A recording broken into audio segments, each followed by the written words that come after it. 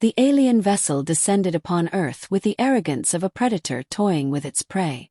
The craft was massive, shimmering with dark metallic hues, and adorned with symbols of conquest, a testament to the countless worlds already brought to their knees by the warrior women of Tyrrhak. Their leader, General Korynth, stood at the forefront, her 7-foot frame clad in glimmering spiked armor. Her piercing violet eyes scanned the gathered humans below with disdain. These fragile creatures, these Earthers, were nothing like the formidable species she had defeated across the stars. She spoke, her voice amplified by the ship's technology, echoing through the air. People of Earth, you stand before the Tyrrhak dominion. We have conquered systems far older and mightier than your feeble planet. Your kind lacks the strength and resolve to stand against us. Yet, for the sake of honor, we offer you a chance, a single duel. Should your champion triumph, we will leave your world in peace. If not, prepare for subjugation. The crowd murmured, a mix of fear and outrage. Earth had heard tales of the Tyrrhak warriors, unrelenting conquerors who mocked diplomacy as weakness. They were bred for war, their physicality and combat instincts unmatched in the galaxy. To them, humanity was a joke, a species clinging to its insignificant planet with primitive technology and frail bodies. Korynth's second-in-command, Major Valira, laughed, her voice dripping with contempt. Why delay the inevitable? Choose your champion quickly, or let us crush your resistance now. The Tyrrhak warriors erupted in derisive laughter, their disdain palpable. The Earth delegation stepped forward. The humans had no illusions about their odds. Earth's strongest soldiers and athletes paled in comparison to the sheer power of Tyrrhak warriors. The delegates exchanged worried glances before addressing the challenge. We accept your terms, said a middle-aged man representing Earth's council. His voice was steady, though his hands trembled. But we choose a duel of skill, not brute strength. This provoked more laughter. Korynth raised an eyebrow. Kill. Your desperation amuses me. Very well, Earthlings, but choose wisely. You will not get another chance. The Tyrrhak warriors moved back, giving the humans time to deliberate. The alien gaze followed every move, analyzing the small, seemingly inconsequential beings with bemused curiosity. They expected Earth to put forth some muscled champion, perhaps a soldier or an athlete, anything resembling strength. But to their surprise, the humans were debating something else entirely.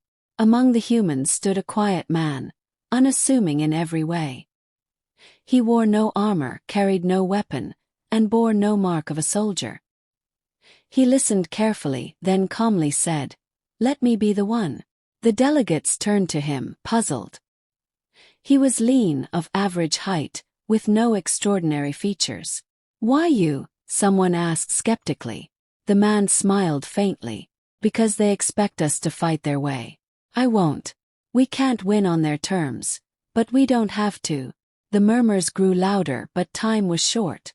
Finally, the council relented.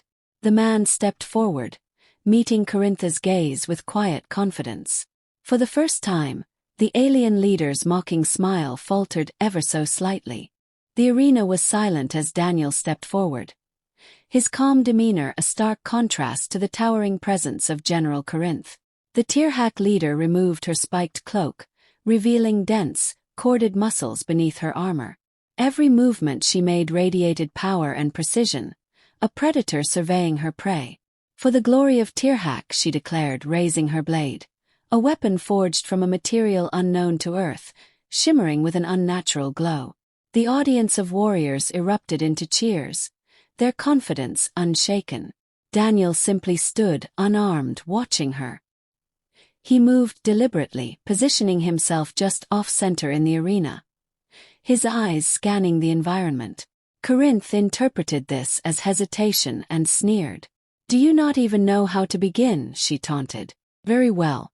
Allow me to show you the meaning of true strength." She lunged, faster than anyone anticipated. Her blade cut through the air, aiming for a decisive strike to end the duel in seconds. But Daniel wasn't where she expected. He sidestepped with a fluid motion, narrowly avoiding the blade, and pivoted behind her. The crowd gasped in surprise. Korynth turned, her expression shifting from amusement to mild annoyance. You evade well, little human. But you cannot run forever. I don't need forever, Daniel replied calmly. Korynth charged again, her strikes faster and more aggressive. But each time, Daniel avoided her attacks with precision, using her size and momentum against her. The arena floor began to show the marks of her fury, gouges carved by her blade and cracks left by her heavy steps. Daniel, by contrast, remained unscathed, his movements economical and deliberate. As the duel progressed, Korynth's annoyance turned to frustration. Is this your strategy? To dance like a coward? Fight me. I am fighting, Daniel said, his voice even. I'm just not fighting your way. He began to counter her attacks, not with force but with subtle tactics. A quick feint here, a well-timed dodge there, each move carefully designed to destabilize her balance and rhythm. Korynth, so accustomed to overwhelming her opponents with sheer strength, found herself on unfamiliar ground. Then Daniel made his first move toward offense.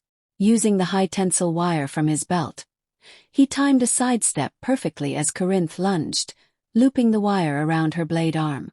With a sharp pull, he redirected her momentum, causing her to stumble. She tore through the wire with ease, but her composure was shaken. You rely on tricks, she growled, her voice laced with anger. No, Daniel replied, I rely on understanding. Strength without thought is just chaos. Korynth roared, launching herself at him with renewed fury. This time, Daniel used the compact transmitter, activating a burst of sound at a frequency designed to disorient. Korynth faltered, clutching her head as the noise disrupted her focus. Daniel didn't waste the opportunity.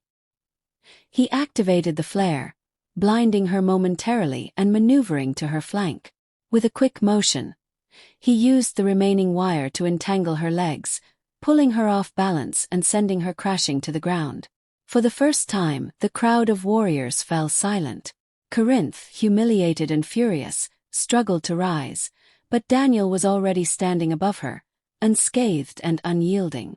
You thought victory was guaranteed because you were stronger, Daniel said, his voice calm but firm. But strength means nothing if you don't know how to use it wisely. Korynth glared at him, but she didn't rise to continue. Her pride and her arrogance had been dismantled, not by brute force, but by the very thing she had dismissed, human ingenuity.